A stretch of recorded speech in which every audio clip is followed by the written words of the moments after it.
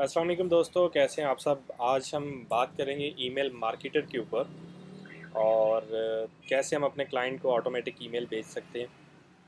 तो इस हवाले से मैं आज एक वीडियो बनाने जा रहा हूं और इसमें आप आ जाएंगे यूटिलिटीज़ के अंदर ईमेल मार्केटिंग।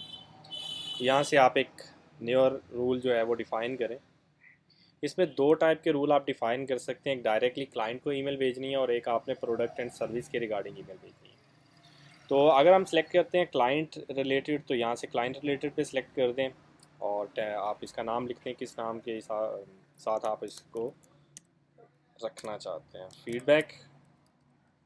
उसके बाद जिन यूज़र ने चेक किया हुआ है कि उनको प्रमोशनल ईमेल ना मिले, तो अगर आप चाहते हैं कि उनको ये ईमेल ना जाए तो इसको चेक लगा दें। और अगर ये रूल आप डिसेबल करना चाह रहे हैं तो इसको सेकंड चेक बॉक्स पे आप चेक लगा दें। डोमेन डेज सिंस रजिस्ट्रेशन, कब से वो यूज़र रजिस्टर है और उसके पास कितनी सर्विस एक्टिव है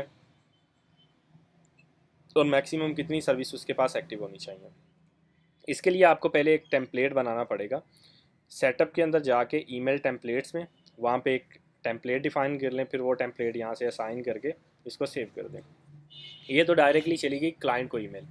उसके बाद सेकंड ईमेल आपने अगर भेजनी है तो उसके लिए आप प्रोडक्ट एंड सर्विस पे आ जाएं। फॉर एग्जांपल, एक यूज़र ने आपसे स्टूडेंट होस्टिंग परचेज़ की हुई है, तो आप उसको सिलेक्ट करें।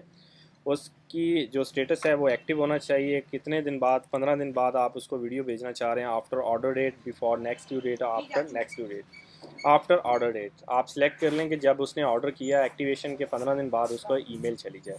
इसी तरीके से अगर कोई और ऑप्शन आप सिलेक्ट करना चाह रहे हैं वो भी सिलेक्ट कर सकते हैं और यहाँ से आप ईमेल टेम्पलेट सेलेक्ट करते हैं और इसको सेव कर देते हैं। तो ऑटोमेटिकली जितने दिन आपने सेट किए हैं उतने दिन के बाद यूज़र को ईमेल चली जाएगी।